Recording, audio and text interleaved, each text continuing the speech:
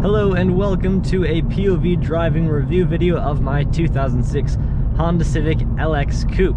I've made a couple of videos about this car and two of those were in the same kind of POV view while I'm driving the car, and those seem to do pretty well. So I thought I'd do another one, but this time as a proper review of this car, specifically a review of how this car drives and how it feels on the road, how it feels when you're trying to drive fun, you know, just different kind of things like that.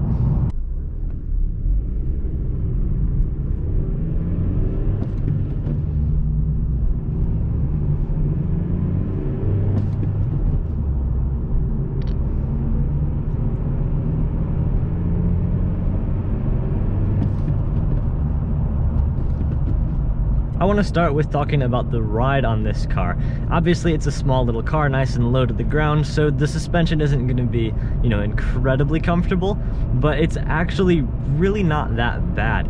You can feel kind of every single bump that you go over, but you feel it smoothly. It just kind of absorbs the bumps as you go over them. You can feel it, but it's not too jarring or anything. You know, right here we've got a decent amount of good bumps right there, and you can feel all those bumps, but they're not super big, just like, you know, it's not shaking you to pieces while the whole time you're driving. So that's kind of nice. It's pretty comfortable. On that same note, with the comfort of this car while you're driving it, these seats are super comfortable. They hold you in nice. They just kind of like wrap around you. It's really, really nice, super comfy. Just the whole car is just kind of a comfortable design, just where your hands are. The shifter's super close to the steering wheel here. It's a nice little car. As you can see, it's got a pretty cool layout on the dash there too, with the tach right here and the speedometer up there. And then you've got your engine temperature and your fuel gauge right over there, which is super cool. It's a pretty unique layout. There is quite a lot of road noise in this car, especially if you have the back seats down, which I usually do because there's not a ton of space in the trunk. So if you got to throw like a guitar, for example, in the back, then you do have to put those seats down. And then especially cruising down the highway going 70 miles an hour, it gets pretty loud, but it's not like unbearable. You know, it's just kind of, there's a lot of extra noise. If you want to take some slightly faster turns, you absolutely can. And this engine as well, it's only got 140 horsepower. I made a video about how Honda made 140 horsepower feel fun and feel fast. If you want to check that out, I'll put a card up to that in that corner right there. But since it's such a light car, I talk about this in that video as well, it's such a light car that it feels kind of fast. Like, it's not fast, but it's also not terribly slow. It's enough to have fun with without getting into too much trouble. It's kind of like the perfect amount for me, at least. You know, this is my first car and I've been having a blast in it. It's not crazy fast. I mean, you're not going to win any races with a stock Civic, obviously. It's not going to be super fast. It's just a fun little car to drive around in. It's awesome. As you can see, I've also got a manual transmission, which is another part of it being so much fun, even though it's such a slow little car, is that you actually get to shift through your gears and you get to pick how high you rev the engine exactly. It's just, you have so much more control over it. You got more connection to the car, and that really helps with the fun of driving it.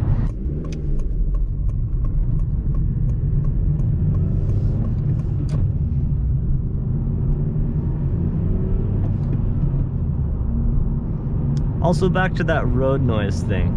The tires do certainly have an effect on the road noise, of course. I just got some Cross Climate 2s put on this car, which are like, I believe they're like the highest rated like all-season tires that you can possibly get for this car. Because my other tires were okay.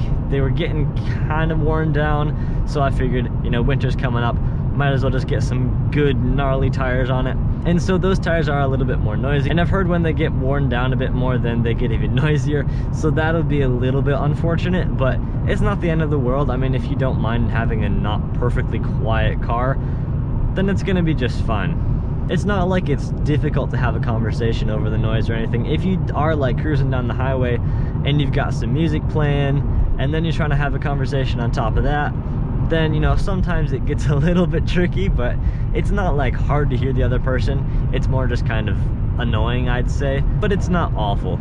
Another thing I really like about this car, at least on the interior, is just kind of the whole setup with everything here. It's super simple. You've got a couple buttons and a couple of knobs, and that's all you need.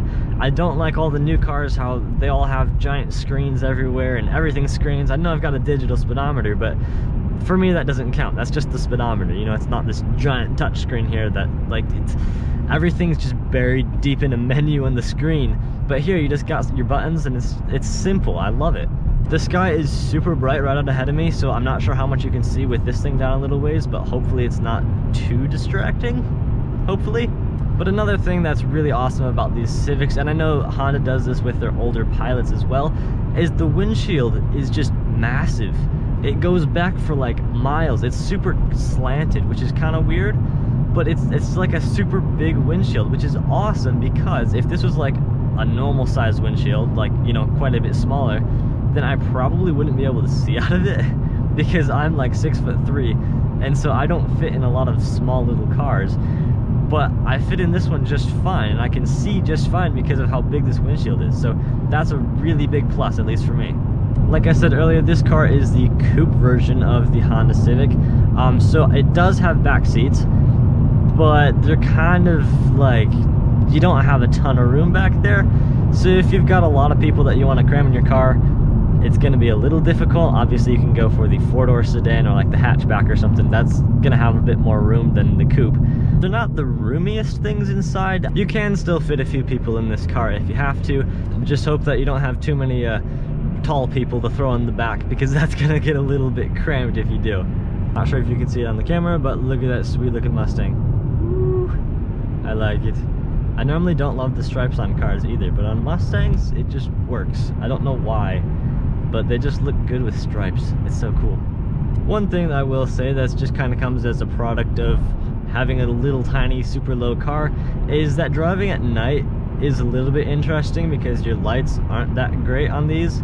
Even the high beams don't go very far, but especially the low beams, they're just like, you can't see a whole lot in front of you. You get a couple of feet and that's it. And of course, for it being a low car, if you got like a truck behind you or something, then it's shining right in your mirrors. You do have this little thing, which I think is for driving at night, and it just like dims what's behind you, but then you still got your side view mirrors, and so that's just kind of a pain. But that's really nothing specific to this car, because that's just going to be with, you know, any small car like this. And if you're looking to buy one of these, I definitely recommend it. That might be a slightly biased recommendation, because obviously I own one and I love this thing so much.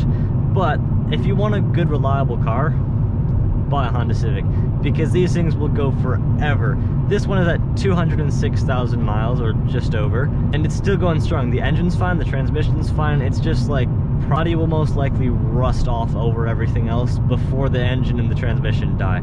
It's just kind of what happens with these cars. It's kind of sad, but I mean, you get a long-lasting engine, so you can't really complain. I mean, if you take care of these things, they'll just keep going forever. I've talked to several people that have Honda Civics over 400,000 miles, and I've even heard of a few over 500,000, which is just crazy. They just go forever. It's awesome.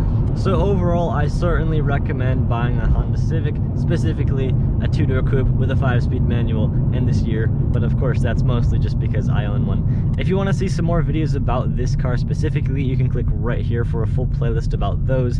They're all videos from my channel. If you want to watch those, it helps me out, and you get to see some cool stuff about this car. Maybe learn a little bit about the car, learn how to do some simple repairs and things like that. So yeah, go check those videos out, and I'll see you over there.